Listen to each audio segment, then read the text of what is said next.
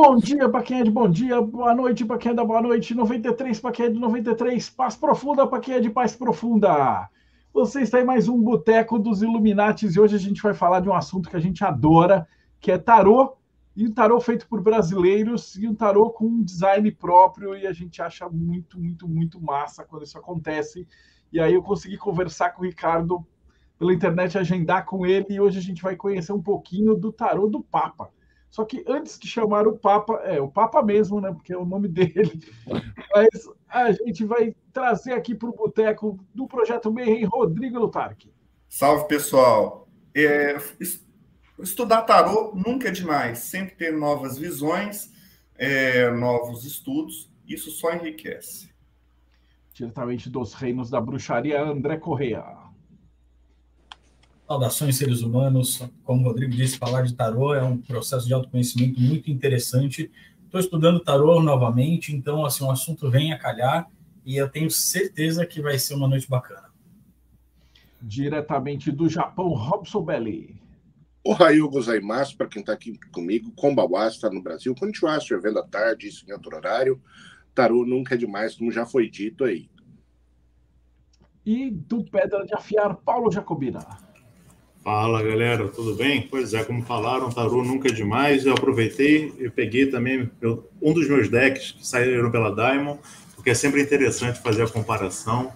Embora eu saiba que o tarô do Ricardo seja um tarô próprio, né, que ele mesmo criou. E falando de Ricardo, né, o nosso convidado, Ricardo Papa, 52 anos, casado e pai de 3 filhos. Ele é historiador de formação inicial, né, para aquecer o coração do Rodrigo Lutarque, tarólogo, como não poderia deixar de ser, e um caminhante em mudança para Floripa. Seja bem-vindo, Ricardo. Eu que agradeço, boa noite a todos. E professor da 6ª série, né? Professor da 6ª série C, imagina. Quem passa por uma 6ª série C passa por qualquer coisa. Eu tenho falado isso sempre. Se você está numa sala de aula de 6º ano, nada te abala. Passou lá, irmão. Você vai encontrar vai abraçar todo mundo. Bom, é um prazer imenso. É um prazer imenso estar aqui. Acaba sendo assim, eu sempre exponho que isso aqui é um oásis, né, dentro desse mundo de tanta coisa que aparece e está próximo ao Mayhem. É um lugar assim, bastante prazeroso. É um oásis mesmo de informação sem picaretagem. Bom, a minha formação eu sou um historiador de formação inicial, também é um chamado que eu recebo, né? Eu sou um pantaneiro, eu nasci e fui criado no meio do Pantanal. Infelizmente a gente está entristecido por um momento de bastante queimada, e isso dói o coração. Mas agora você imagina, no meio do Pantanal, você na década de 90 esbarrar com tarô, cara. Lá só tinha poucas opções, na realidade não tinha nenhuma, e o tarô foi atrás, né? Me encontrou nesse momento e mudou a minha vida, porque o tarô ele é transformador. Lógico, hoje eu sou uma pessoa bastante diferente, né? A iniciativa de fazer um baralho próprio com auxílio da inteligência artificial, e vocês vão se surpreender eu dei muita sorte, mas eu também não estava sozinho. Eu fui levado a produzir esse baralho, como eu fui levado a ser professor, como eu fui levado a ser um analista junguiano. A ideia é básica. A ideia é básica. Esse tarô, ele surge de uma necessidade de uma parte do meu processo, ou do processo, eu vou irritar a palavra meu. Então, o tarô, vocês logo vão perceber que é um tarô flat, limpo, ele não tem nome, então necessita já um pouco de conhecimento. Mas a ideia desse baralho é fazer parte da primeira fase dessa jornada. É uma jornada que vocês vão ver um gráfico, um labirinto, onde a gente vai ter o auxílio de Sofia, a carta do mundo, para essa jornada de centralização, né? E vai entrar por um processo de meditação. A proposta é, quando chegar no vazio criativo do louco, a gente sair com imaginação ativa. Aí as cartas e todo tipo de informação, ela é descartada. Mas até lá, essa jornada inicial, a meditação ancorada é fundamental. Então, as escolhas de cores, né, são cores lavadas, flat, as cores primárias eu tentei evitar, justamente para ter uma percepção de sombra, né? Então, o preto e o branco está ali conversando. A gente trabalhou também, dependendo da proposta, do que queria, a disposição das cartas, a apresentação, o tamanho, aquele simbolismo que todo mundo sabe que tarolos gostam. Como um baralho clássico, são os arcanos maiores, os arcanos menores e as cartas da corte. Cada bloco tem uma informação distinta. Quando a gente vai falar de cartas da corte, nós vamos falar das personalidades. Quando a gente for trabalhar arcanos menores, que a gente vai falar de Jung, nós vamos falar de 4 mundos, nós vamos falar de Cabala, nós vamos falar de Pitágoras, e quando a gente estiver dentro da jornada dos arcanos maiores, nós falaremos sobre Platão, logicamente, né, a tripartição da alma, a divisão nesses 3 blocos, né, de 7 cartas, cada um com uma representação, e principalmente de White, né, enquanto um produtor de um baralho com muita informação alquímica. Então, dentro dessa jornada do White, há um conjunto de cartas que eu acredito que seja uma proposta fantástica para um processo alquímico, para o surgimento da lápis lazuli ou do infant solaris, a criança solar, que é o Sol, né? Então, basicamente, é isso que eu pretendo apresentar hoje para vocês. Fantástico. Então, vamos lá, o baralho está aqui. Vou começar a apresentação, certo? É um baralho normal, ele é baseado no White Smith. Por quê? Porque ele faz parte de um simbolismo ocidental.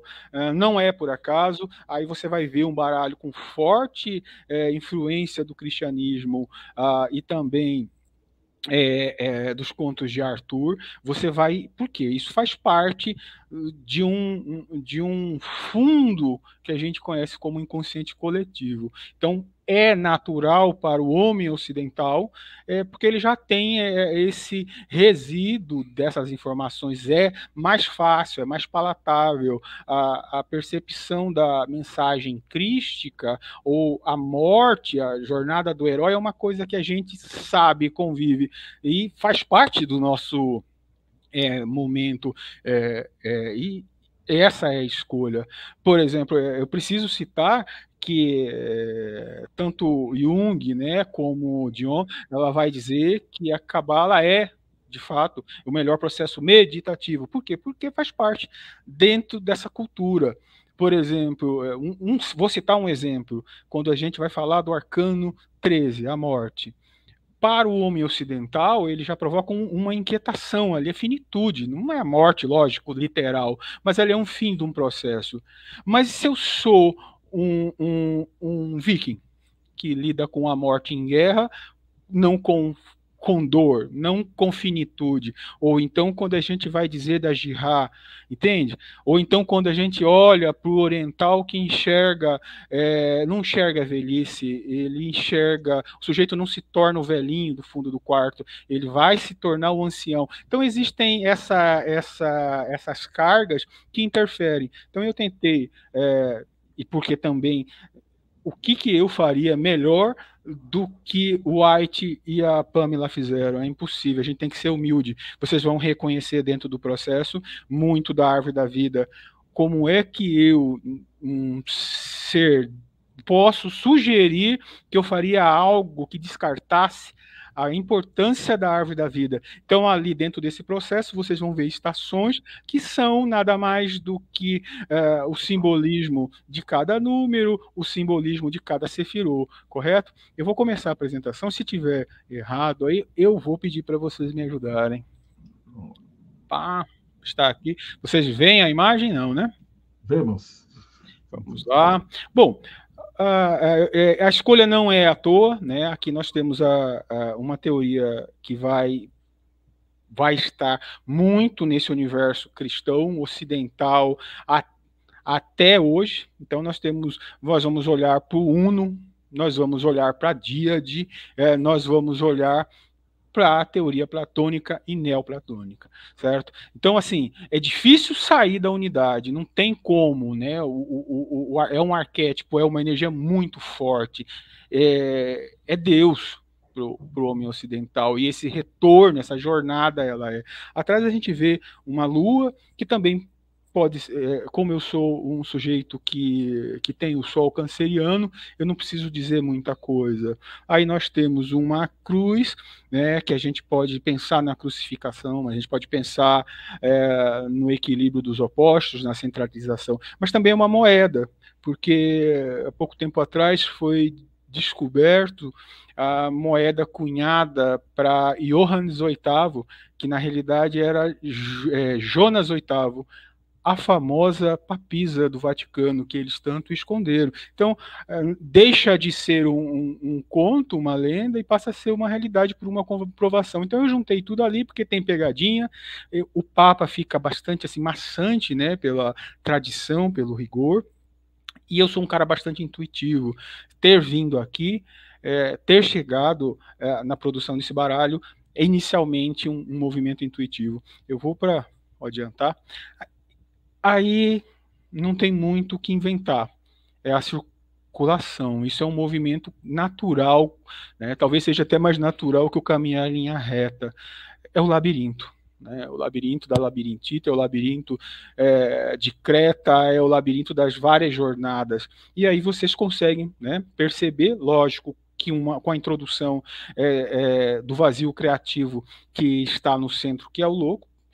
Então, que a volta é o retorno, mas a ida a gente vai com Sofia. Sofia é sabedoria, né? Então, a ideia, na leitura, a gente começa o processo analítico ou terapêutico com um mapa natal do analisando, para a gente receber, né, ter mais facilidade, né, com o desenrolar da coisa. A gente vai pegar os graus que a gente precisa, a gente vai olhar as energias dispostas que a gente precisa para entender também função, para entender personalidade, se aquele indivíduo ele é ativo, se ele é passivo, se ele é extrovertido, se ele é introvertido, se ele é uma pessoa mais intuitiva, mais sensação, mais...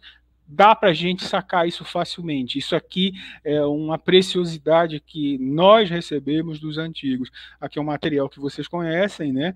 É um material da Rod e do Meir. Não vi nada melhor do que isso ainda em lugar nenhum, certo? Então eu me amparo nisso.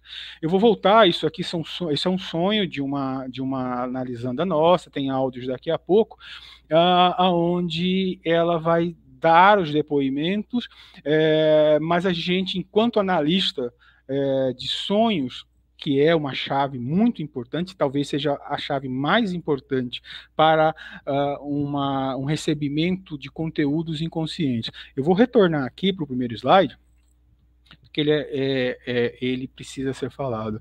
O Jung, ele tem uma quantidade de teoria absurda.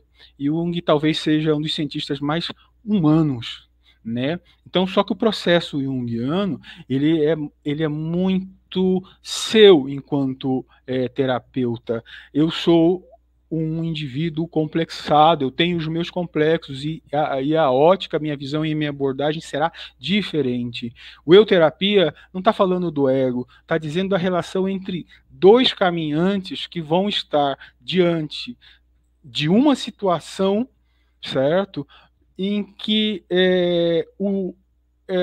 a causal, o resultado não pode ser vendido. Eu não posso vender cura, eu não posso vender tempo. Ele é uma tentativa de bastante sucesso, onde o ego não maneja. Quem maneja é o inconsciente. A gente tem que ser paciente, mas as coisas acontecem. Bom, vamos seguir. Aqui nós temos são 3 sonhos de uma mesma pessoa. Inicialmente, a gente tem lá um grupo de sonhos, e ela se apresenta, né, com um sonho. Vocês vão perceber que tem informações que se complementam e que trazem repetição. Isso aí é um produto, enquanto inconsciente, ele quer que isso seja superado. Então ele vai repetindo. Então pessoas têm sonhos repetitivos constantes. Não se assustem com pesadelo. O pesadelo é uma ferramenta de proteção. O que seria preocupante é o sonho que produziu o pesadelo. Por algum bloqueio, tanto um choque ou uma falta de memória, a psique organiza isso, produz um pesadelo e você acorda. O problema não é o pesadelo, o problema é o que vinha antes. Mas esse aqui é um sonho tranquilo. Ela se enxerga num lugar, numa boate em Londres, e conversando com uma pessoa lá, ela sai um instante, quando volta, sumiu a bolsa dela. Aí dentro tinha celular e aquela coisa toda. Ela vai falar com um gerente, é um masculino no sonho, aquela coisa toda. Ela vai ter um segundo sonho algumas semanas depois. Ela está conversando com uma pessoa num bar, essa pessoa sai e ela, dessa vez, subtrai essa carteira. Bom, a pessoa volta, e aí ela fala que a pessoa fica olhando a mão dela como se estivesse procurando alguma coisa, tipo um carimbo. No terceiro sonho já é um cabaré. Essa mulher está num cabaré e lá ela se sente bem, não tem um sonho, não é nada ruim. Isso é muito importante, você ficar detectando quais são os sentimentos envolvidos. Sentimento não é emoção, sentimento é uma qualificação disso, emoção já é a reação. Então aqui ela vai dizer que ela estava num cabaré e ela se sente entrosada, só que ela não tinha roupa suficiente. E aí, no caso, ela vai ser apresentada às novatas, simbolicamente ela repete várias vezes que tem uma mesa retangular muito grande. Bom, um analista junguiano, ele não interpreta, ele analisa e amplifica. Aí a gente pode jogar para todo tipo de símbolo. Quando a gente fala de bolsa, quando a gente fala de caverna, a gente fala de útero. É um símbolo fortíssimo que tem no primeiro sonho. E é muito forte porque tem a identidade dela, quem ela é, o meio de comunicação dela, o telefone, tem as chaves, a locomoção e tem a grana dela. Então, assim, ali a gente já tem alguma informação que esse inconsciente arcaico, enquanto linguagem primitiva, está querendo dizer de uma quebra de comunicação. No segundo sonho, a gente faz um link. Né? Eu até apresento a carta 6 de ouro, eu gosto muito dela. Quem assistiu aquele filme O Predestinado, não é o filme do José de Arigó, mas é aquela história do sujeito que procura um terrorista cibernético. Eu não vou dar spoiler, mas é mais ou menos isso aqui. Vocês percebem que o enredo é o mesmo, só muda a pessoa? Ela fala ali em cima, é uma pessoa que eu não conhecia, mas eu reconheço, porque é ela mesmo. Ela muda só o papel. E vem esse lugar que se complementa quando nós temos um símbolo que pode ser ampliado para a cama, para o sexo, para o prazer. Nós estamos falando de carne crua. E a coisa vai andando desse jeito, certo? E você vai apresentando dentro desse aqui, né, aí é aquilo que eu falei para vocês, o processo terapêutico. A gente fez uma leitura com ela. Tem um videozinho aqui que vai representar as cartas como caíram. E esse desenrolar, vocês veem a seta? Vocês conseguem perceber a seta? Sim. Conseguimos, então, sim. Essa interiorização é feita com Sofia. Então aqui a gente já espera que a consciência, mesmo reduzida, traga essas informações. Aí é a sabedoria. Aí ela carrega lá Artemis, os símbolos e a ajuda para esse parto. Até mesmo assim, a minha Sofia, ela é muito Artemis. Sem Artemis não nasce o Apolo, entendeu? Sem a Golden Dawn, sem o amanhecer dourado, não amanhece o dia inteiro. Então aqui essa jornada ela é simbólica e vamos lá, a primeira estação a gente vai ter toda aquela energia da materialização. A gente vai ter propriamente Malkuth. Aí vai ser feito algumas perguntas básicas, ela precisa se perguntar. Com essa carga. Deixa eu ver se é o vídeo que está aqui do lado. Não, ela continua nos sonhos, que depois ela vai ter sonhos iniciáticos também. Eu vou adiantar um pouquinho, para não ficar uma coisa maçante. Aqui está o videozinho, né? Oi, Ricardo, bom dia. Deixa eu te falar, eu tive um sonho essa noite. Ela continua o processo. Oi, Ricardo, vou adiantar bom aqui. dia. Aqui está o videozinho da terapia. Bom, a posição é ocupada por Sofia, e a ideia é levar em meditação, depois levar com os materiais, ou com metal, com música, com flores, com cor, com luz, essa jornada de interiorização. Essa leitura final, a gente teve a carta do insucesso, segundo Crowley, né? Ela tem uma vontade de se tornar uma terapeuta. Eu queria saber, inicialmente, se ela conseguiria. E aí as cartas vão sendo posicionadas, e aonde está o núcleo, né, o cerne, o não acontecer, ou a possibilidade, o não ser, né, que é o ápice de tudo, do louco, da criação, ou de não, ela tem a questão inicial e aquela oposição. Isso qualquer tarólogo saca. Isso é uma cruz celta sobreposta sobre um labirinto. Mas o que envolve essa jornada, ela não é só envolta no oracular. Eu não curto oracular. Eu acho que é uma roubada kármica. Isso é a minha escolha. Eu prefiro atuar enquanto terapeuta ao lado da pessoa, porque que adianta eu falar para ela o que vai acontecer se ela não está legal? Mas a ideia é terapia básica mesmo, mas isso aqui, ele é um baralho já para um nível um pouquinho maior, porque a pessoa tem que sacar o que é, entendeu? Certo? Vamos adiantar, pronto, tá aí. E o retorno agora é um processo de imaginação ativa, que é um dos pilares do Jung. Quem conhece o trabalho do Jung sabe que os livros negros que vão dar o livro vermelho é um momento da vida do Jung bastante intensa, ruptura com a psicologia freudiana, com Freud, ele vai estar no momento de bastante inquietação pessoal dele, e ele vai começar a produzir as mandalas, né? Deixa eu adiantar aqui para vocês conhecerem o baralho, eu não cheguei nele inteiro. Bom, aí tá o início dos arcanos maiores. Como eu falei para vocês, eu vejo aqui uma carga platônica. Aqui é a tripartição da alma. Então essa é a parte da alma, da vontade. Então aqui a gente vai encontrar os desejos iniciais. Mas eu não tenho muito, não precisei inventar muita coisa. Nós temos aqui símbolos fortíssimos, né? Nós temos o mago, a consciência, né? E do lado nós temos a intuição, a introspecção, o recolhimento. São símbolos fantásticos. Aqui a gente pode trabalhar enquanto ânima e ânimos, porque se você tem o feminino, você vai ter o masculino. Bom, aqui a gente tem o símbolo disso, né? Praticamente quase todos os baralhos têm uma carruagem. De novo, remete a Platão, remete à ideia. Muita gente fica incomodada porque o cavalo negro tem uma conotação da matéria, mas também já é um erro, porque esse processo terapêutico de volta com a imaginação ativa, ele é sustentado pela imaginação centrada na matéria. Não ele não é uma percepção neoplatônica onde a matéria é algo ruim, algo diabólico, porque provocou o pecado. Não, a matéria ela é fundamental. Quem não está encarnado aqui? Então a matéria ela não pode ser vista e maldita como por muito tempo foi feito, certo? Bom, eu vou avançar para a parte da... Ricardo, antes de você avançar, deixa eu fazer uma pergunta. Essas são as imagens que você usou?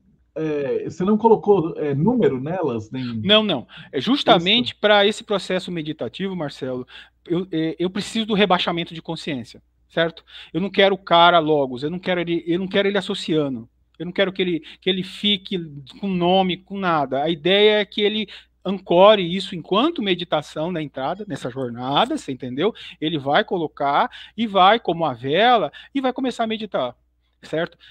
Não tem borda, não tem nome, não tem número. Ele é, enquanto imagem arquétipica, uma possibilidade, isso é jogar uma rede numa imensidão oceânica, da gente receber alguma coisa de volta.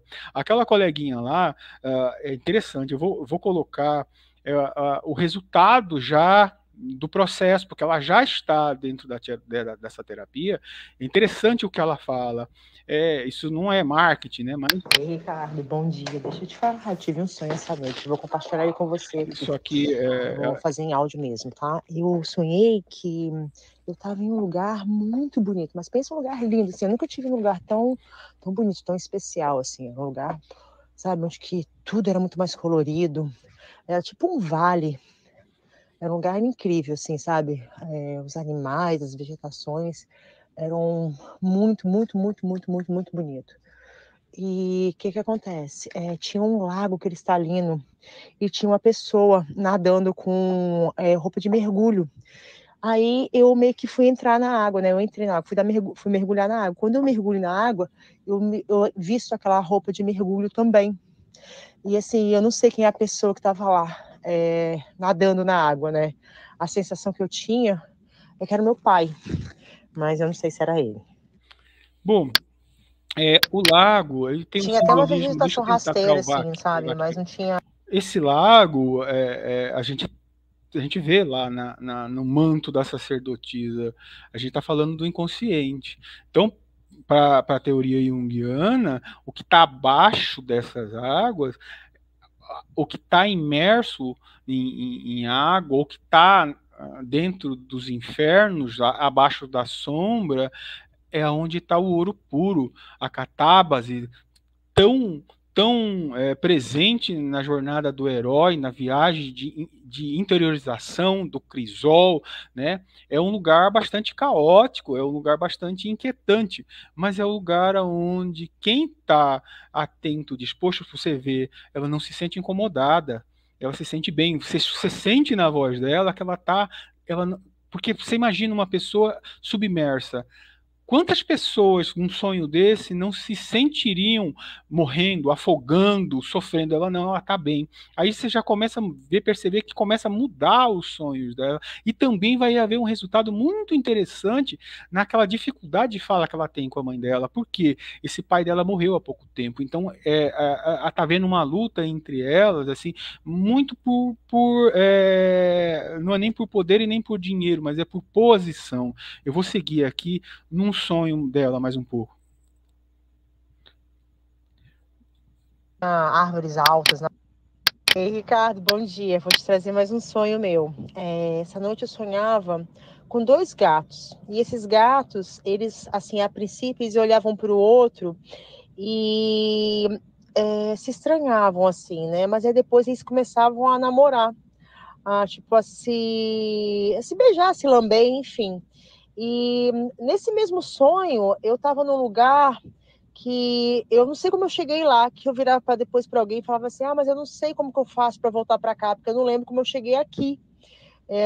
Me parecia meio que ser meio que deserto, meio árido, assim, o lugar, assim, quando eu saía para fora, né, para ver onde que eu estava e perceber que eu não sabia onde eu estava, né. O lugar era meio que descampado, meio que um deserto, meio que sabe, a vegetação para mim era meio árida. Tinha até uma vegetação rasteira, assim, sabe, mas não tinha. Bom, dentro dessa continuidade, né, você percebe que ela vai produzir outros sonhos com um simbolismo.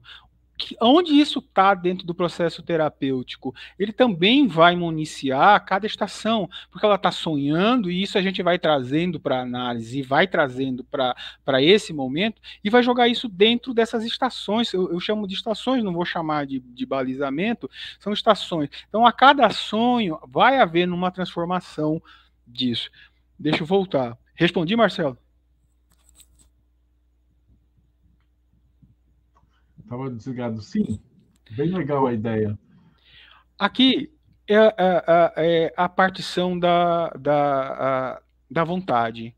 Eu acredito que aqui seja onde a pancadaria acontece, para quem é iniciado ou não. Eu não sou iniciado, eu posso falar um tanto de coisas, não vou sofrer.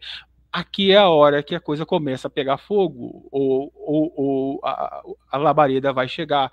Você já saiu daquele momento de prazer, de poder, de império, de decisões. Você já fez a sua escolha na 6ª estação dos enamorados. Você já tem noção. Aqui é mão na massa, aqui é a hora que as coisas vão acontecer, entende? Aqui nós temos a dissolução total, simbolizada pela morte, né? Esse é o símbolo da Nigredo, aonde as coisas vão acontecer. Aqui a essência da pessoa tem que começar a aparecer. Então aqui é pegar essa matéria e ferver, botar frio, aí depois botar pancada, botar pancada mecânica, ralar, triturar, juntar de novo, o tempo inteiro, para a gente chegar o mais próximo possível dessa essência, porque a temperança, ela tem esse nome, ela não está relacionada a equilíbrio, ela está relacionada mais a tempero mesmo. Quando você vê a divisão dessas energias de fogo e aquosa, nós estamos falando de uma energia ariana, marcial, ígnea. Enquanto você está falando da água, nós estamos falando do sangue, da melusina, é o aquaster. E aqui já vai começar a haver uma alteração. Por quê? Porque aqui nós vamos falar de exploração. Aqui vai surgir, tem que surgir o primeiro elemento dual, o não dado, o terceiro, né? O terto non datum, o terceiro que não se esperava. Aqui vai surgir a melusina quente, ígnea. O que nós estamos falando? Nós estamos falando de Paracelso, quando está lá no século XV, e ele vê um ser vivo, esse ser é quente, ele tem fogo, ele tem circulação de água, entendeu? O cara para estar vivo tem que estar quente e tem que ter sangue. Morreu, esfriou, acabou. Aqui a gente está falando desse processo que já vai desembocar no vizinho dela, que é o portal da alma, a parte da razão da alma, que é o diabo. Certo? Aqui nós temos um conjunto de cartas, né, que depois a gente vai retornar, porque eu tenho um olhar para o White diferenciado. Eu acredito que tem uma chave alquímica muito forte, porque até o White vai escrever sobre Paracelso, ele vai fazer os escritos alquímicos de Paracelso lá em 1895, onde ele vai olhar para o Vida Longa. Ele olha para o Vida Longa e você olha para um alquimista médico que quer curar. E ele fala para você olhar para o sintoma símbolo, para olhar tanto para a doença, mas quanto para o tratamento. E você tem que rebolar nos 30 para ajudar esse cara. A intenção é cura, não é alquimia para eu entender de enxofre, mercúrio, quantas divisão. Não, é botar a mão na massa. Não é arrogância, assim, eu não sou um desenhista, olha que maluco. As pessoas falam, cara, você queimou o prompt todinho de todo mundo, porque as suas cartas não parecem produzidas por inteligência artificial, parece que elas são humanas. Mas eu não estava sozinho, eu não posso falar. Nas madrugadas que eu produzi esse baralho, eu não estava só, eu não tenho como provar. Eu juro para você, eu produzi isso, não estou querendo dizer que eu sou incapaz de produzir, porque ele é meu produto, mas isso eu estava sustentado. Olha a imagem da escada. Elas ficaram muito bonitas mesmo, viu? Não tem aquele plástico, aquela coisa. Eu sou apaixonado pela minha lua. Eu tenho ascendente em Escorpião, mas meu sol é lunar.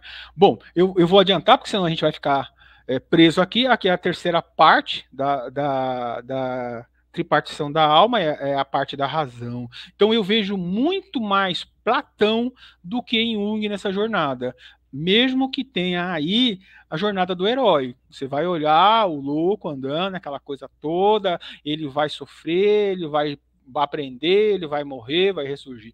Mas eu acredito numa mensagem fundamental da alquimia, a gente vai voltar nela daqui a pouco. Bom, aí nós temos Platão, né? E a parte de baixo dos arcanos menores, e aí os cabalistas vão perceber que tem, de novo, não há borda, né? O corpus hermético a hermética é muito importante para esse momento de produção, né? De um espírito não religioso, mas um espírito que vai gerar essa conexão, essa religião. Jung não fala em religare, ele fala em relegere, né? Que não é fora, é dentro, é buscar o Deus dentro, porque ele nunca saiu, e o cara que vai buscar isso num templo ele está passeando, porque o Deus está lá o tempo todo. E a gente sabe da Cabala, né? A Cabala, a Cabala hermética, a Cabala judaica, a Cabala cristã, elas vão ser muito influentes. Eu sou humilde bastante para dizer que eu não posso brigar com isso. Isso é perfeito. Eu não tenho que inventar. Eu tenho que me aproveitar do que eles fizeram. A gente sabe que também nesse momento aí o baralho, as cartas vão receber muita carga do teatro, da literatura. A gente não pode esquecer de Ramon Lu, né? O louco é todo, o eremita é todo Ramon Lu. Então, assim, existem várias influências. Aí nós temos as cartas de bastão, tem algumas pegadinhas aqui, eu coloquei numa tatuagem do sujeito aqui o terceiro bastão, mas a ideia diferente, aqui nós temos a Picatrix, né? Quando você olha lá 2 de bastões, você está olhando todas as possibilidades, você vê a ideia da Picatrix enquanto influência do Liberty, certo? Aqui, eu coloquei as características astrológicas nas mandalas. Aí eu tomei a liberdade de, já estou aqui, o computador está me obedecendo, eu vou produzir mandalas. A mandala é um símbolo da centralização. O círculo é a forma perfeita. Se ele tem um centro, a gente está falando do self, nós estamos falando da teoria do Deus interior. O centro é muito importante, certo? Aí para Jung é a totalidade. Então as características astrológicas aí vão estar presentes. Então quando e é possível, e algumas vão ser representadas, por exemplo, que nós temos a vitória dos 6 de bastões, a entrada triunfal, é solar, né? É Tiferé, certo? Aqui vocês vão ter, aqui é Lua, e tem todo esse contexto. Não dá muito para inventar com uma perfeição do baralho de White. Nós vamos seguir para as cartas de bastão, de taças, né? Tem uma carga sentimental e emocional muito grande, ela é quase que tem um barroco, mas a jornada segue. Vamos para as cartas as famigeradas cartas de corte, né? De arrancar tudo que não presta, é quase que Gevurah falando com você o tempo inteiro, vamos cortar os excessos, cara, porque a gente não entende. Eu tô de mudança para Floripa. Cara, para eu mudar para Floripa, é porque eu tinha bundado em algum lugar. Eu tenho uma missão para fazer. Quando eu vim para esse lugar, quando eu tinha que ajudar pessoas, existe uma missão nisso. Eu virei um cara que tinha uma hamburgueria, uma hamburgueria de sucesso, aquela coisa toda e não sei o quê. Cara, você não veio fazer, você não veio enfiar bacon nas pessoas. Bacon é maravilhoso, é maravilhoso. E começaram a aparecer muitos sinais na minha vida, principalmente uma conexão com pessoas que começaram a me procurar, como faziam no passado. Eu sou um tarólogo da década de 90, mas eu me afasto disso. Eu achava muita responsabilidade com as pessoas vinham desnudas, e eu estava num outro momento. Eu era um cara assim, saindo de uma bariátrica, um sujeito que pesou 200 quilos, e estava querendo curtir aquele momento garotinho dele, saca? E eu me afastei. Mas só que não adianta, mano. Saturno vem voltando aí, você já tem 52 anos, o chicote vai estar lá, se Gevurah não te espalhou, Saturno vai. Então o que acontece?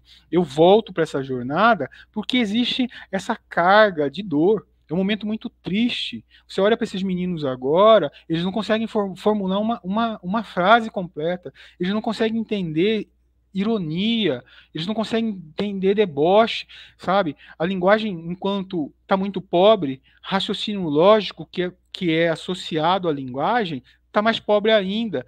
Então é um momento muito difícil de um consumismo, de uma vontade. Você vê o estrago que o Tigrinho fez. Todo mundo quer tudo muito rápido, todo mundo está muito entregue. E eu volto produzir isso rapidamente, eu vou esbarrar no MEI em 2020, enchi o saco de Marcelo pra caramba, cansei de perturbar ele lá enquanto Jack, talvez agora ele vai lembrar quem eu sou, o Rob, a mesma coisa. Eu lembro, mas putz, eu tô impressionado, essas cartas estão lindas mesmo.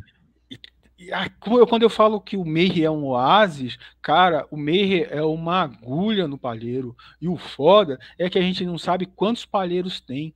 É tanto pilantra, é tanto picareta, e as pessoas tão fragilizadas. Eu pergunto para as pessoas assim, mas quem que é seu terapeuta? Quem é o seu analista? Ah, é fulano de tal. Cara, eu juro para vocês, é que eu não coloquei nesse slide. Eu esbarrei no tarô simbólico de Freud.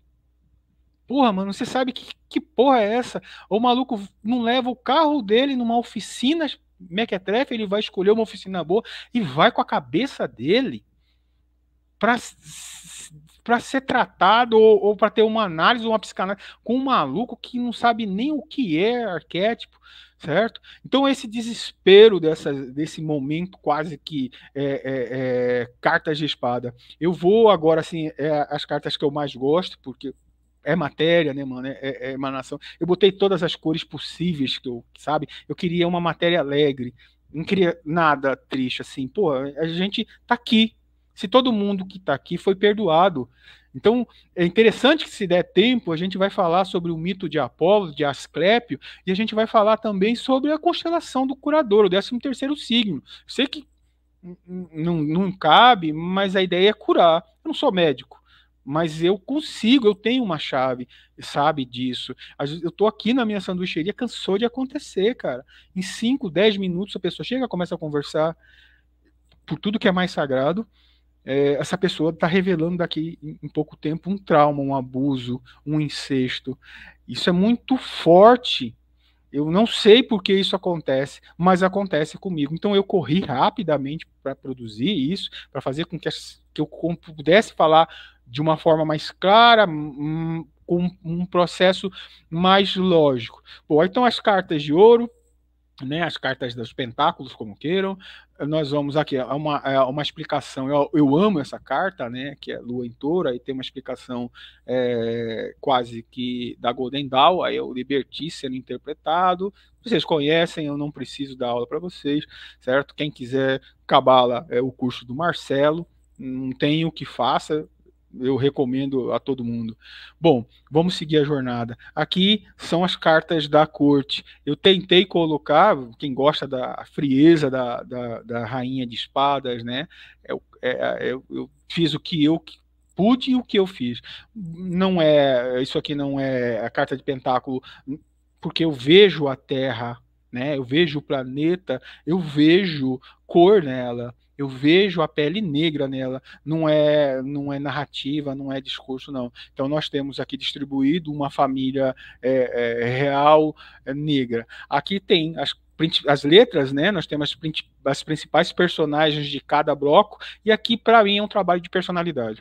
Aqui eu vou completamente em Jung. Então aí eu vou pensamento, intuição e sensação enquanto opostos. A parte racional nós vamos de pensamento e sentimento.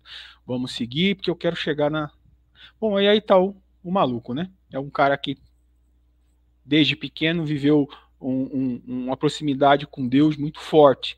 Tinha um pai, um bispo muito importante, o pai dele vai traduzir o Cântico dos Cânticos para alemão lá na Suíça. Ele é Carl Gustav Jung. Ele é um sujeito que tem um pai pastor e uma mãe kardecista, participando de mesa giratória, certo? E ele também tendo alguma mediunidade. Esse sujeito com 12 anos, ele tem uma visão. Aí ele também já começa, como ele era uma criança sozinha, em processo de imaginação, ele começa a desenvolver, mas ele tem uma visão de Deus defecando sobre a catedral da cidade dele lá.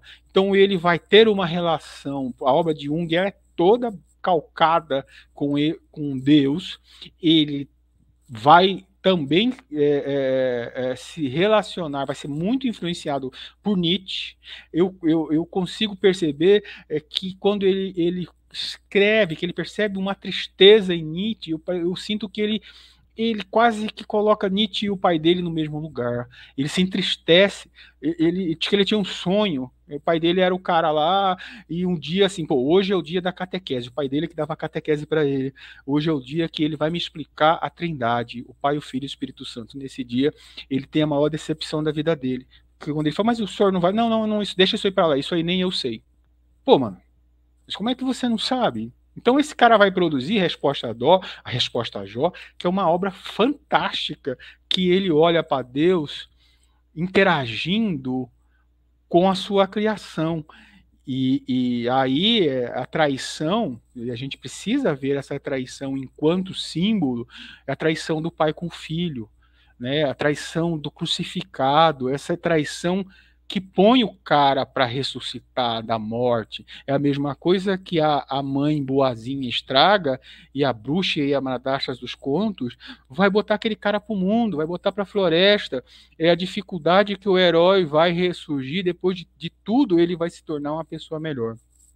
Vamos adiantar. Aqui tem os arquétipos, né, que não é uma criação junguiana, mas é a base de sustentação do inconsciente coletivo. Aqui tem alguma coisa que explica como que Jung vê o trabalho dele. Então, a psique dele é dividida de consciência e inconsciente pessoal, que são as coisas particulares, e isso para em Freud, mas o inconsciente coletivo é de Jung. Aí nós temos as funções, você vê que há uma mudança, por isso que eu não vejo Jung na primeira parte, eu não consigo ver Jung naquela, porque os arquétipos é uma coisa que não é dele, então isso em qualquer civilização a gente vai encontrar essa carga simbólica, mas a quaternidade é mais importante para Jung, tanto que Pauli vai questionar, porque quando a elevação de Maria à quaternidade da Igreja Romana, Católica Romana, ela é aceita enquanto quarto participante, então nós temos o Pai, o Filho, o Espírito Santo e Maria, só que é uma Maria diferente. É uma Maria que o feminino tem completo. É uma Maria que não tem sexo, é uma Maria que não tem pecado, é a matéria inerte. E isso, para o processo de gerar crianças solares, porque a criança solar, a gente precisa do hierogamos, é necessário que esses opostos se casem, a gente precisa que o pensamento lógico seja colocado integralmente com o inconsciente, o masculino com o feminino, o interior com o exterior, esse paraíso da díade precisa ser integrado. Entendeu? Não pode morrer o bem e o mal, o yin e yang. Isso é uma jornada muito importante. Quando você junta, ou você casa, ou você integra ou supera esses opostos, você vai gerar o terceiro não dado, o não dato, né? Você vai ter uma surpresa. É o que a gente vai ver lá na frente quando olhar para a torre, quando olhar para o diabo. Bom, aqui a prática junguiana. Ela é sustentada pela imaginação ativa, é o processo que eu falei, que vai estar todinho nele no livro vermelho, associação de palavras, o que aproximou Jung e Freud por muito tempo não, por algum tempo, né? Jung era muito mais conhecido que Freud nos Estados Unidos, e eles sacavam que associação de palavra, tanto quanto sonhos, quanto sincronicidade, produção artística, que o cara pinta alguma coisa, o inconsciente fala, e o sintoma também. Doenças falam, pessoas que carregam vidas, que têm obrigações mais do que elas deveriam ter, as pessoas vão ter dor de junta, e aí que tá, a psique vai dando informação. E a análise de sonho é aquilo que a gente colocou um pouquinho para trás. O processo de individuação, que é a máxima da teoria junguiana, que é levar à realização, né, chegar a esse self, essa totalização, ela é sustentada pela integração, né, o processo final, a viagem ao mergulho aos infernos, quando a gente olha para a caverna de Platão, você olha que não é um movimento oriental, aqueles caras estavam um degrau abaixo, toda essa escada, e essa escada vai estar em vários lugares, ele vai sair daquela posição quase que uterana, preso ali, ele vai surgir, vai nascer, vai ver que não é só sombra, depois ele sai, volta, vê que tem mais coisa. Nós estamos falando, aí nós vamos falar de Dante, nós vamos falar de Goethe, nós vamos falar de muita gente que vai beber nos infernos. E a enantiodromia, que é o equilíbrio dos opostos. Aí nós temos aqui a análise junguiana, o profissional, enquanto analista, ele tem a teoria, que é muito importante, a análise dele com outro profissional e a supervisão de casos. Deixa eu adiantar, Paracelso, muito importante para Jung, enquanto cura.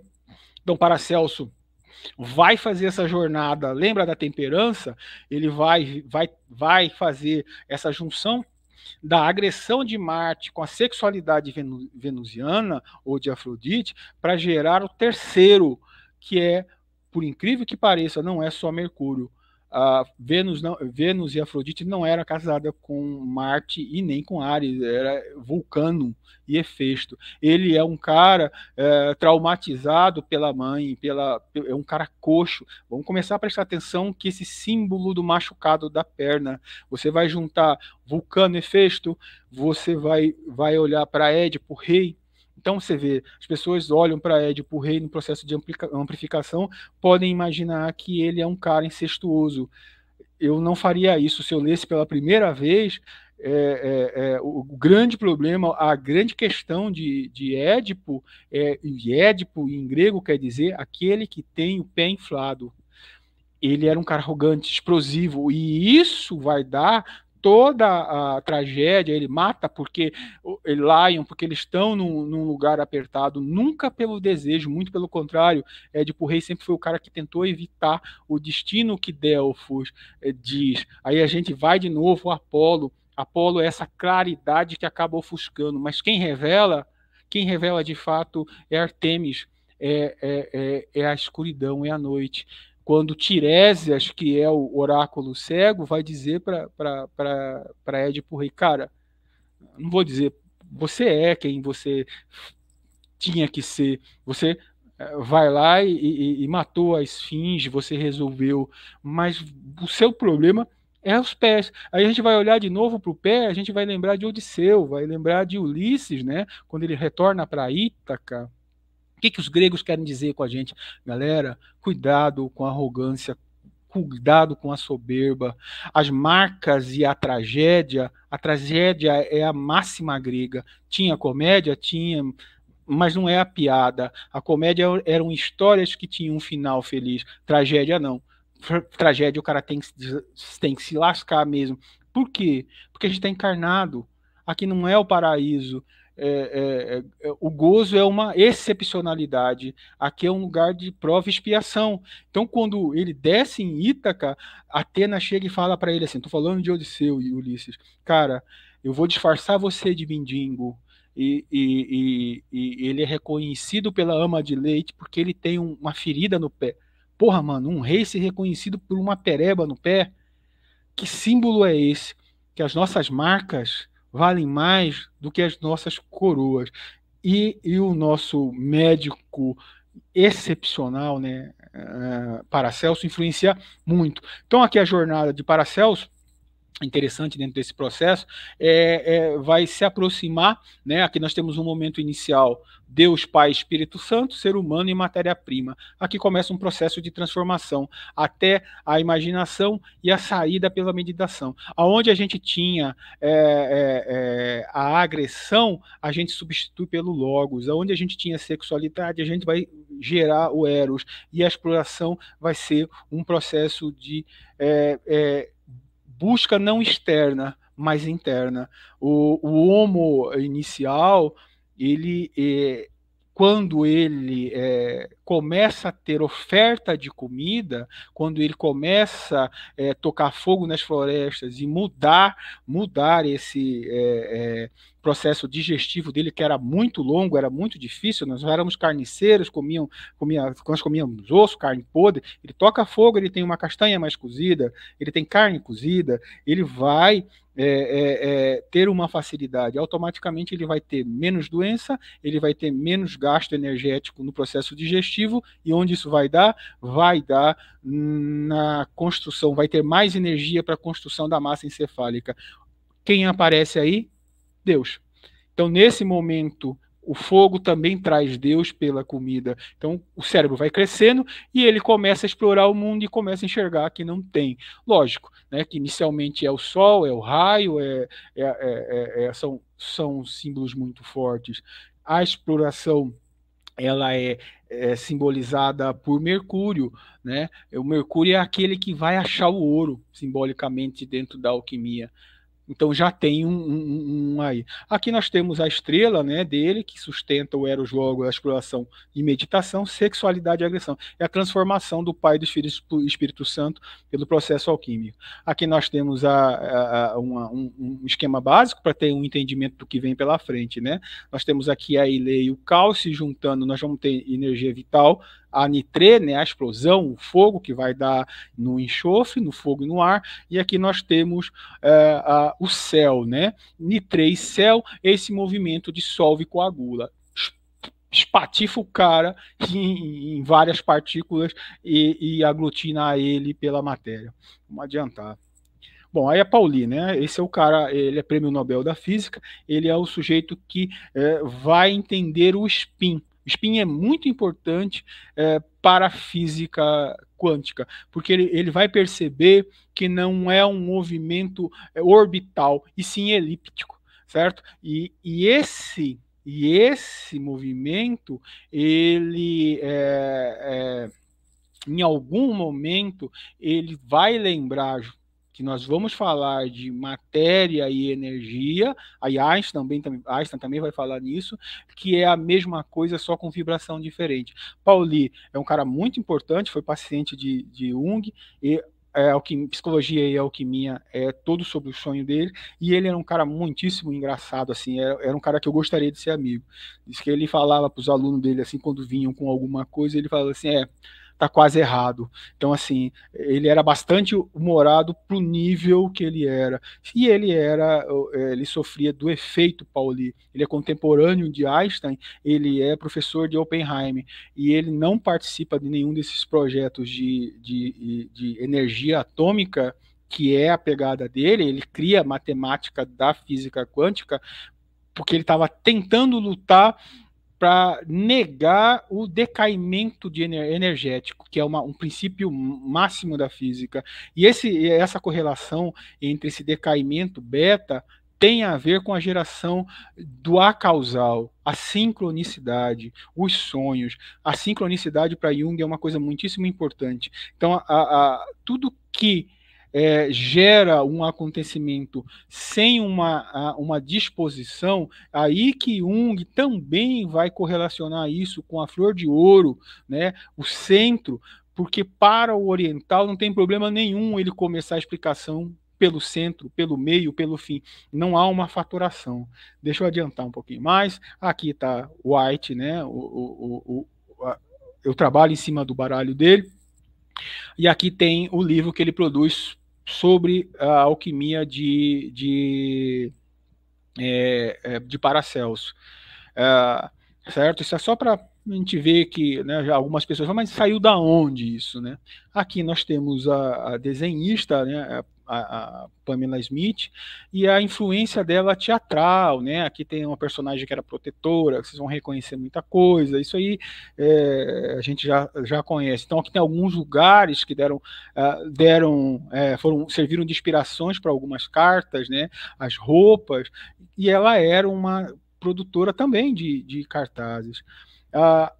Alguma chance desses caras se parecerem, né? Então aqui nós temos só para dizer uma influência. Bom, eu vou passar, isso aqui para quem não sabe, a origem do tarô, talvez seja aí, a origem não do tarô, mas da simbologia. Isso é um desfile triunfal, onde o general romano adentra Roma, trazendo todos os espólios, tudo que ele traz da guerra, aquilo que sustenta Roma. Ele não era só um líder militar, ele também era um líder religioso. Ele usava uma batinha, que até o Papa hoje ainda usa. Quando ele entra pelos arcos em Roma, ele é um cara, ele é Deus na Terra. Ele, nesse momento, quando ele traz riqueza, ele vai ser mais importante que César. Aí começa a simbologia. Aqui nós temos a psicomatia, aí começa a narrativa. Psicomatia é a primeira epopeia ocidental. Então aqui, vocês já reconhecem o cavalo, uma carruagem de Platão, mas aqui, influenciado, porque eles eram um exército. O que um exército sabe fazer? Sabe fazer guerra. Então, a primeira epopeia religiosa é uma luta entre virtudes e pecados. Começa a separação do bem e o mal. Começa Prudêncio tentar construir uma narrativa a serviço do proselitelismo romano. Então, aqui você vai encontrar uma luta dentro de um coliseu.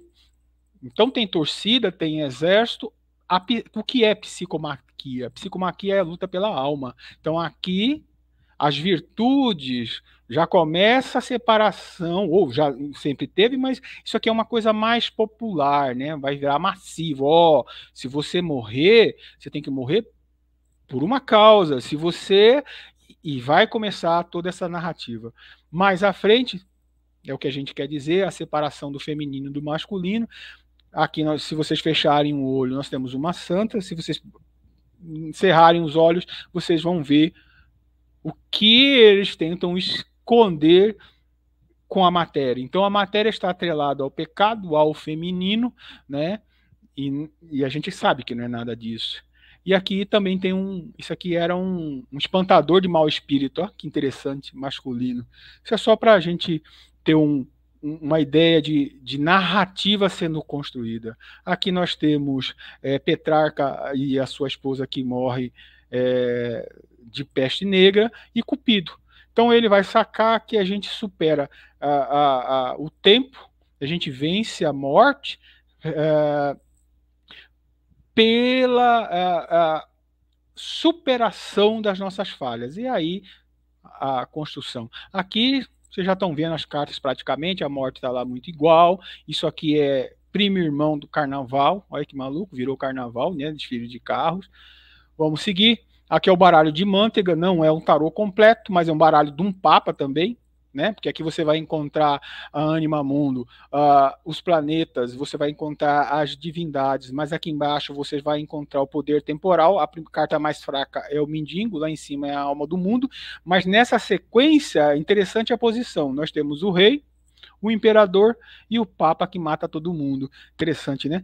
Esse é um jogo criado pelo Papa, né? Aqui está a comprovação que ele de fato existiu. Isso aqui está na Universidade da Basileia. Quanto custou e como é que joga. Aqui a ideia é, cara, você é um garoto de 14 anos, distribui para os jovens nobres. Você pode ser quem você quiser, mas quem manda nessa bagaça é o Papa, certo? Isso é construção de pensamento. Bom, gente, aí a gente vai entrar onde a gente queria, né? Que a gente já conhece alguma coisa. Aqui é a ideia dessa coisa de inconsciente coletivo, né? Alguém construiu um baralho com essa simbologia, né? Do hermafrodita. Nós temos 2 hermafroditas aqui,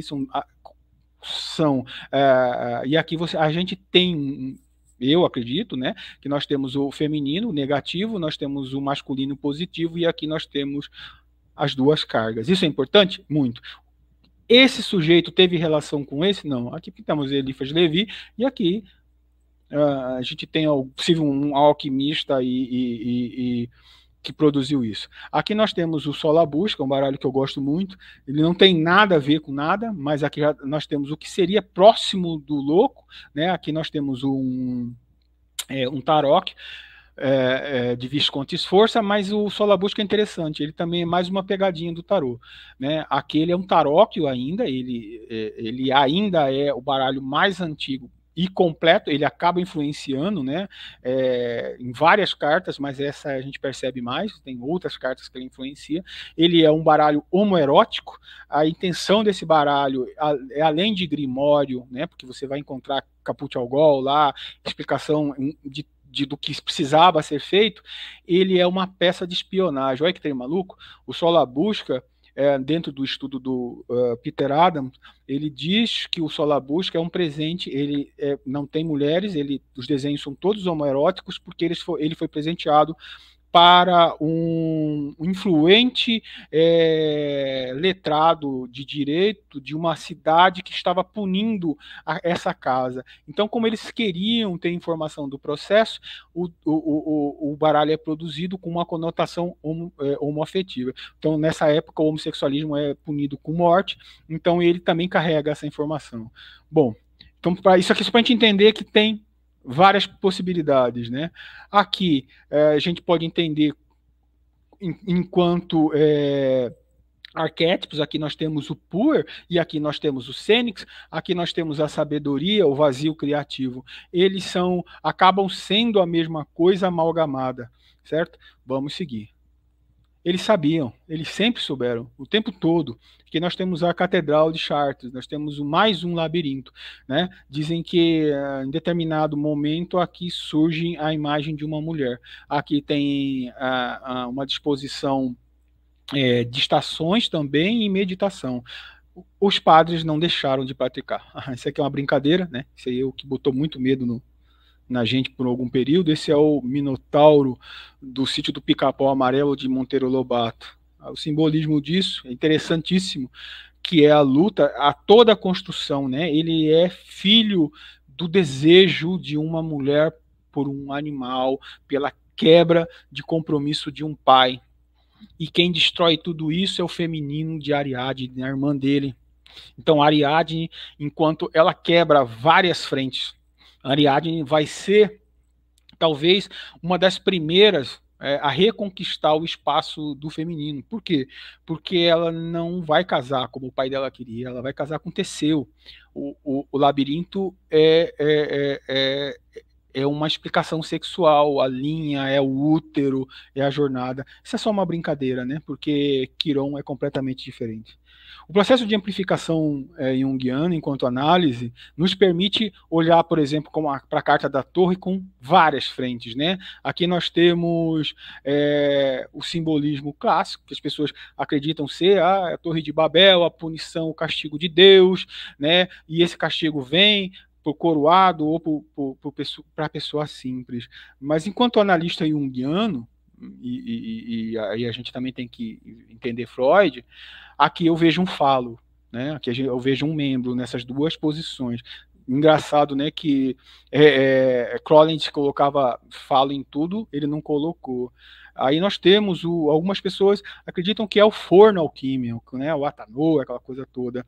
Mas aqui visivelmente você vê um falo. Isso aqui tem uma explicação para eu acreditar que ele seja um falo. Por quê? Essa arma é a arma de Zeus. É Zeus que está aqui.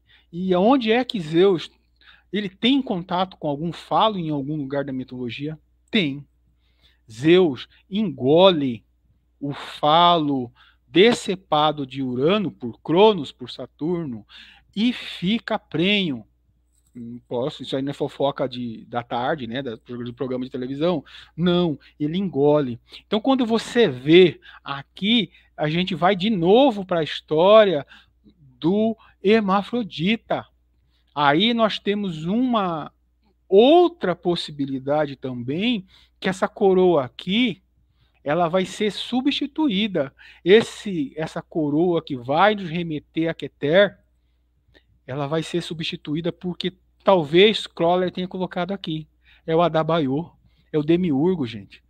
Essa é a percepção que eu tinha, e Crowley vai dizer o que isso quer dentro desse processo alquímico. É justamente esse lugar, depois de construído Temeno, né, a Nova Jerusalém, a possibilidade da criação.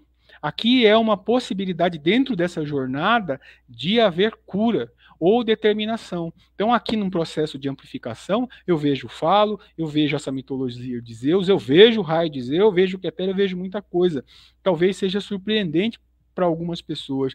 E o mais engraçado de tudo, a letra hebraica para isso, a tradução da letra hebraica, porque essa carta está ligando Rod a Netzah, passando pelos pilares, equilibrando os pilares ali, de frente para Tiferet e de frente para Yesod, seria um caminho de Ares, mas isso aqui é Zeus. E o mais engraçado de tudo, né, e vocês sabem, a boca. Não é forno, não é nada. Então, essa vai remeter de novo a essa situação. Eu vou avançar mais um pouco. Bom, gente, vou voltar aqui aonde que eu acredito que seja a máxima do meu trabalho. Então, aqui, eu acredito que White tenha percebido, tenha visto, isso tenha feito várias correções, isso está em Marsella, está em outros lugares. Aí eu acredito na teoria de Unus Mundus, de sincronicidade, de arquivos acásticos, as pessoas vão tendo esses insights em tempos diferentes e vão criando coisas. Aqui, dentro dessa situação, nós temos o rebaixamento de consciência. Esse pendurado diz isso aí, não é enforcado, não é nada. Aqui começa o processo meditativo, aquele processo lá da Sofia. O próximo passo já é entrada dentro do processo alquímico. Aqui é Nigredo, é a morte. Isso aqui é Netzah Tiferet, ali é a hora que o sujeito tem que deixar tudo. todas as paixões, os amores, todo o ego, toda a vaidade vai ter que ficar, porque aí é a hora que a substância, a essência vai ter que surgir, né? Então, a próxima estação, a próxima carta é aquilo que a gente já se falou sobre a temperança, a sombra, né? Que a gente, enquanto arquétipo junguiano, né? Que ocupa o eixo oposto à persona social, né, a gente vai precisar, dentro desse processo, ter essa conversa. A gente vai ter que ir lá. Jung fala que a catábase, a descida aos infernos, é a grande possibilidade de achar ouro. Aqui é o lugar de Zeus, né, que eu acabei de comentar, um processo já energético para a gente entrar com força total na curar. Por isso que Paracelso é interessante. Por isso que a meditação centrada no corpo é uma ideia de usar o sistema parasimpático, né?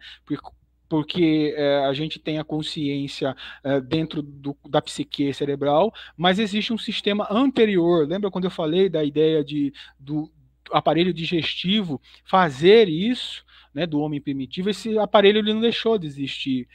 Tem um professor na Universidade de Washington em que ele comprova que a quantidade de células nervosas é igual entre a massa encefálica do crânio e do aparelho digestivo. As células que revestem o intestino, as células que fazem parte do nervo vago. Então, a ideia é preparar esse paciente, esse analisando também, que vai virar, por isso que esse baralho aqui, ele não é vendido comercialmente, ele vai ser entregue dentro do processo terapêutico, junto com o circuito, aí vai uma toalhazinha, infelizmente, Marcelo, não consegui mandar, certo? Aí ele vai realizar isso num espaço, depois ele vai fazer esse labirinto na garagem, no prédio, na areia, ele tem que ter essa vivência de entrada, mas depois, essa jornada da escada, ela é fundamental. Aí vocês sabem muito bem o que eu estou dizendo, ele vai ter que ter essa vivência, estação por estação, guardião por guardião. Eu posso fazer, como eu falei para você, eu não sou iniciado, eu não tenho essa obrigação, né, de segredo. E aqui é a minha lua, né, que é o que a moça narrou lá, né, essa ideia do que sai, né, essa é a minha Artemis, que aí nós vamos ter a possibilidade de gerar o Infans Solaris, o lápis lazuli, a tintura, a pedra filosofal, que é o surgimento desse sol, esse Apolo curativo. Não é à toa que Apolo é deus da música, não é à toa que Apolo é deus da harmonia, mas ele também é pai de Asclépio, né? E quem é Asclépio? Asclépio, porra, é o cara que curou, foi punido porque salvou pessoas. Ele vai ser ao contrário do Minotauro, que era a besta fera sobre o homem, ele vai ser aluno do Centauro Quiron. É o cara o ferido que cura. Aí nós vamos lembrar da euterapia. Eu sou um cara que tem eu tenho os meus complexos, eu sou uma pessoa doente, eu não ofereço a cura. O que eu posso sugerir e oferecer é uma cura dupla. Eu quero que a minha história e a história do meu analisando estejam juntas naquela terapia. Então a minha ideia é uma ideia, não é comercial, é uma ideia que todo o processo ele é único e é exclusivo, individual. Eu não vendo sem o baralho, eu não vendo sem esse processo. Eu vou atender essas pessoas individualmente, né? Então eu tenho um compromisso semanal de fazer análise, ou quinzenal, dependendo do que a pessoa, porque ele é um processo a dois. É difícil? Vai me limitar a ganhar dinheiro? Vai, mas eu acredito que a realização vai ser muito mais forte. Aí a ideia do mito, né? O porquê que o mito é tão importante? Porque o mito nos possibilita ir para esse lugar original, ir aonde Deus falou pela primeira vez, onde estavam as energias. E aqui a gente está falando de morte, né? Morte o tempo todo. Nós temos Deméter e Demofonte, ela tentando... Eu acredito, eu gosto mais dessa parte do hino do que da história de Perséfone, aquela coisa toda que vai gerar. Não, eu prefiro quando ela disfarça. Olha que maluco! Ela é Deméter, ela está disfarçada de velha, tentando produzir, tentando mostrar como que é a imortalidade pelo fogo. Que nós temos aqui a máquina pisou na bola comigo, seria Dionísio, né, na coxa de Zeus, que tem o Orfeu. né, que infelizmente a Deméter ela morre 2 vezes, ela morre sendo perseguida por uma paixão que ela não teve culpa, ela é picada por uma cobra. Orfeu desce aos infernos e de novo, né, ele demonstra essa fraqueza da condição humana. Nós somos humanos. Essa é uma possibilidade de aprendizado. Nós não estamos aqui pela perfeição. Porém, tem algumas coisas que a gente não pode. Diz que Eurídice, e a tradução de Eurídice é a justa medida. Então, o que ela quer dizer? Que a iniciação, os segredos não vão falhar. O Orfeu ele não morre. O canto dele fica mais triste. Ele vira oráculo. Tem 3, 4 mortes no mesmo conto. E aí a gente vai para Troia, né, completamente diferente da Odisseia. Troia é um lugar extremamente divino, onde os deuses brigavam, interferência de Deus, a escolha, o pomo. Você vai ver os deuses brigando, né? Aí você vai ter uma tentativa de humanizar com o Odisseu.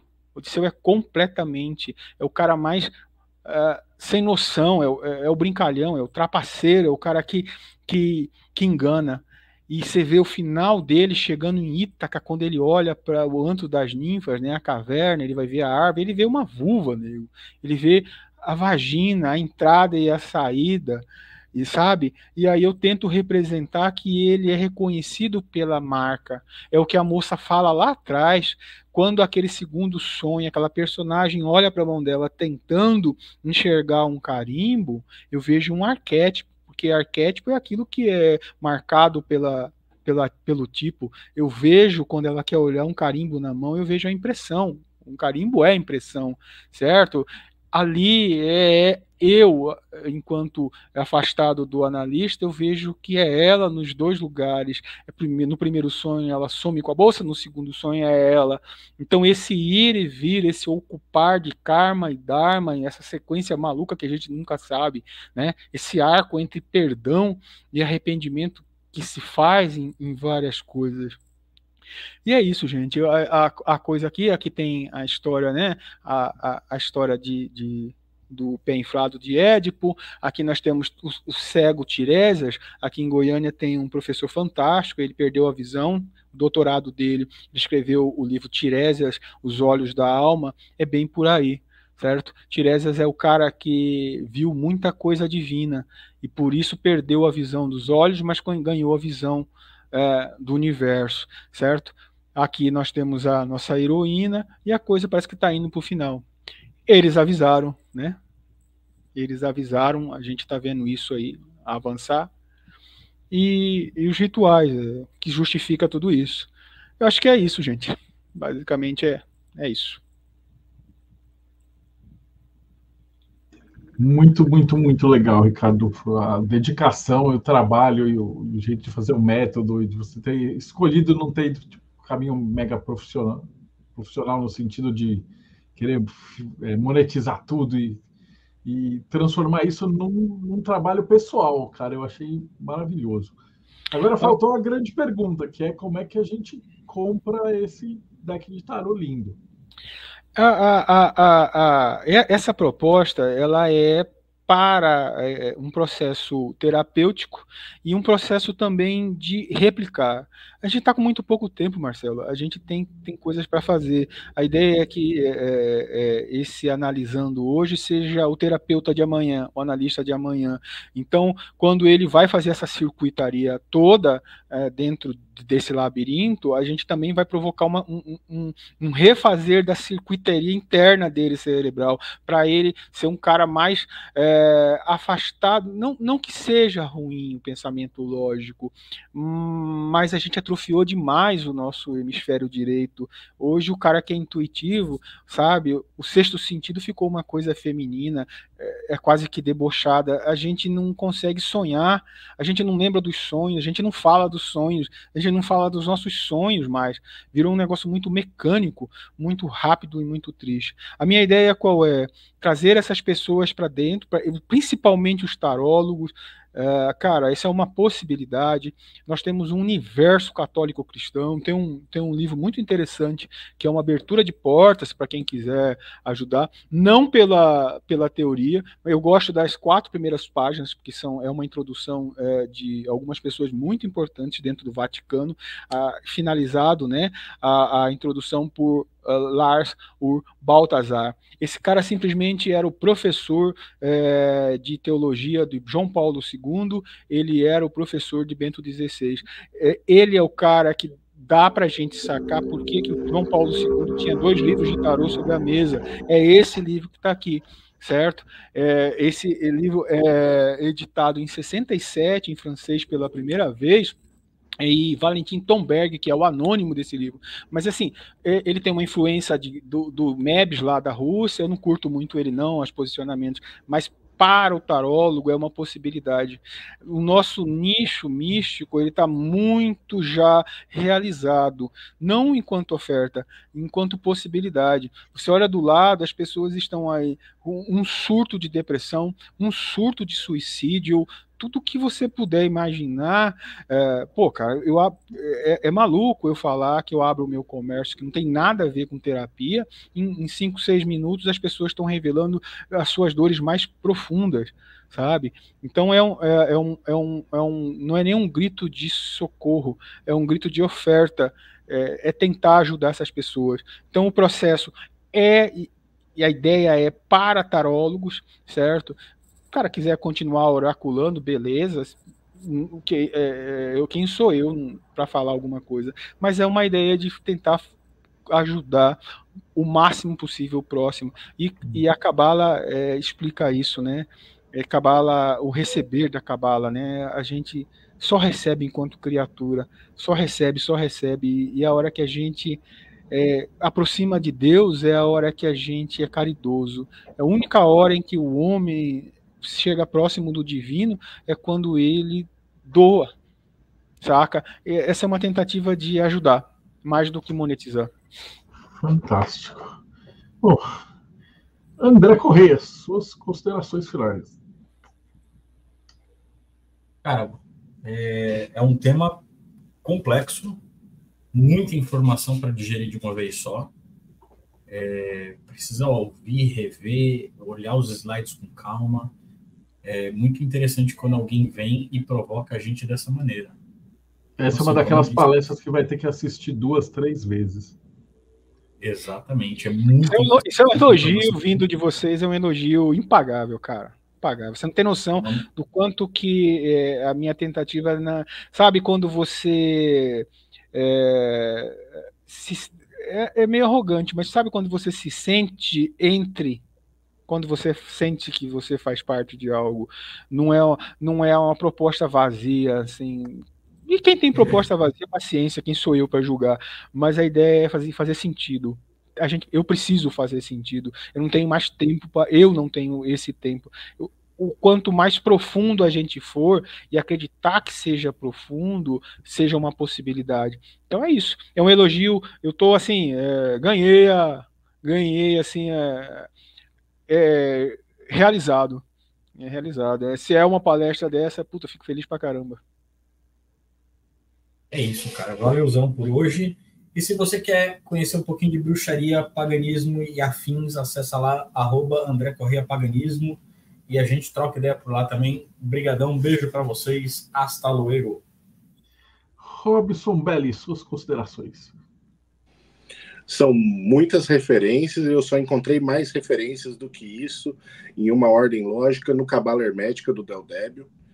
Então, meus parabéns ao nosso querido palestrante hoje, porque é difícil comprimir tanta informação em um tempo tão curto, eu compreendo a dificuldade disso. Sim.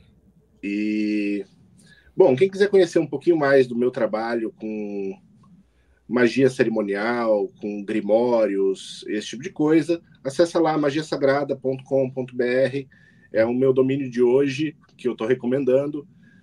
Dentre muitos domínios, se você quiser conhecer mais mesmo do meu trabalho enquanto pessoa, acessa lá robsonbelli.com.br e lá vai ter quase tudo do meu trabalho, onde quase todo mundo é bem-vindo.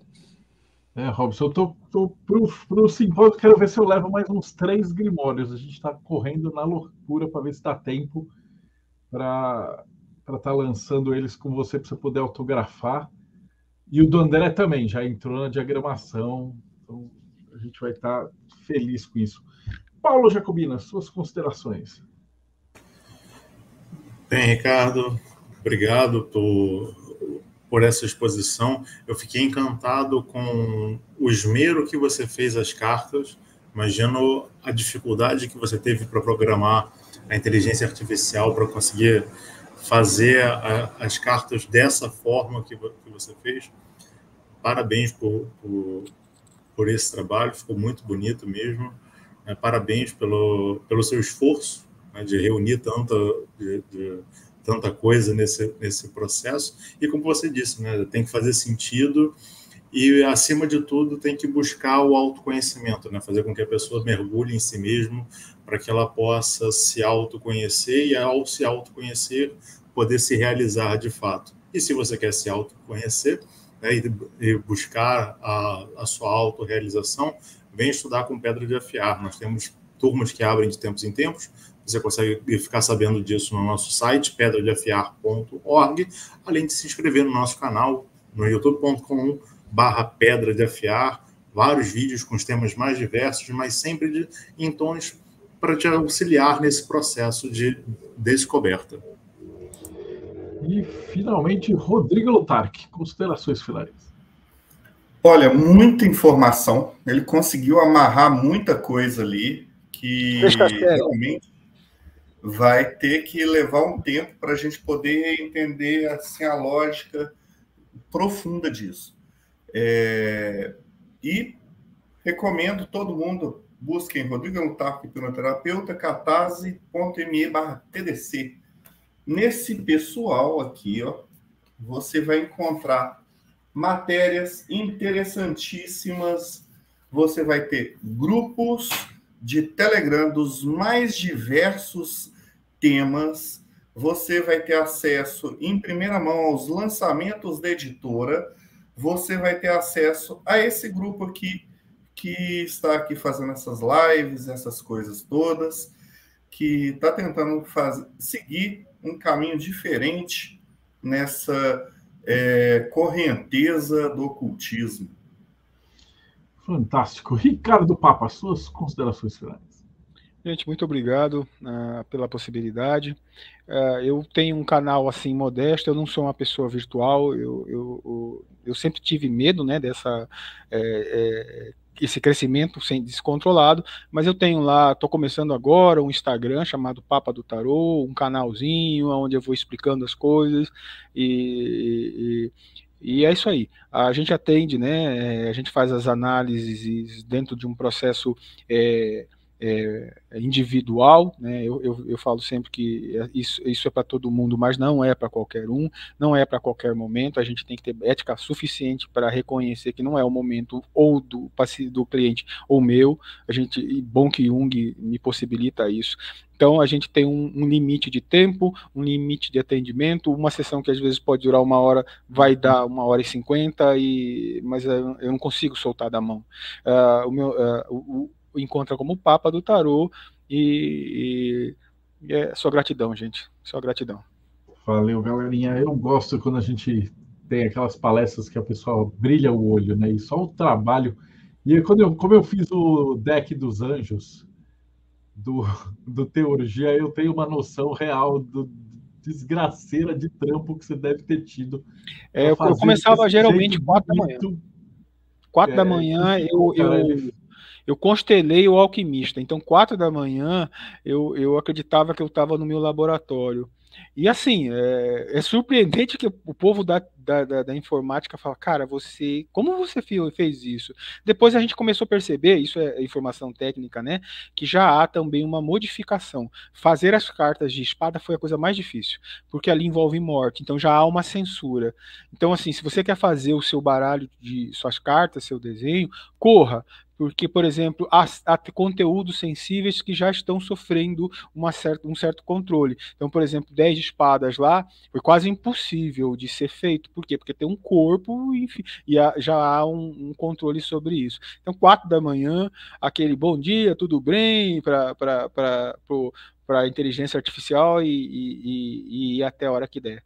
É basicamente isso, né? Hora e trabalho. É interessante, porque faz parte da jornada de um adepto, do iniciado, eventualmente você fazer o seu próprio tarô, né? Nem que seja de rabisquinho. E é o nosso sonho que todo mundo que está assistindo a gente, todo mundo do Mayhem, um dia talvez essa ferramenta sirva para que cada um de nós possa fazer o nosso próprio tarô. Cara, eu tive uma felicidade tão gigante com o Grola quando a gente fez o primeiro, que a gente não sabia desenhar, então a gente fez com palitinho, com montão, com os negócios da cabala e tal, e depois a gente contratou um cara para fazer. Então é um processo assim de gestação de um filho. A gente já entrevistou vários tarólogos que fizeram seus decks de tarô, e cada jornada de cada um, a gente vê um pedaço da alma da pessoa no papel ali, cara. Então, muito obrigado por compartilhar isso com a gente. E para você que está assistindo a gente, dias 15, 16 e 17 de novembro, Simpósio Sofia, onde todo mundo que está aqui vai estar reunido, inclusive o Robson está vindo do Japão para dar uma aula. Nós vamos estar lá 3 dias de encontros, workshop e parte prática e muita magia para você que está indo. Não dá bobeira, porque é o seguinte, já estava lotado, porque o pessoal, assim que liberou, quem foi no ano passado viu que o negócio é insano, maravilhoso e já se inscreveu. Aí a Pri e o Léo correram para arrumar um outro hotel que fosse maior, o saguão lá para caber. Então aumentou um pouquinho o número de vagas, mas já deve estar liberando agora as vagas para vender, então não fica de bobeira para deixar para a última hora, porque vai lotar. Então se inscreve lá, é simposiosofia.com.br.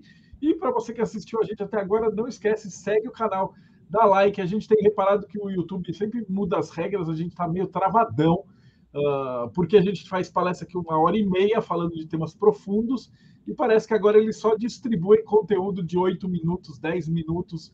Então, como o André falou, a gente está sempre correndo contra a correnteza. Para isso, a gente vai precisar da ajuda de vocês. Então, se você curtiu, dá uma olhada, tem 540 entrevistas de gente assim foda pra caramba, e passa para os teus amigos, joga no grupo de WhatsApp, que toda ajuda é muito bem-vinda. E a gente se vê aí no próximo Boteco dos Illuminati.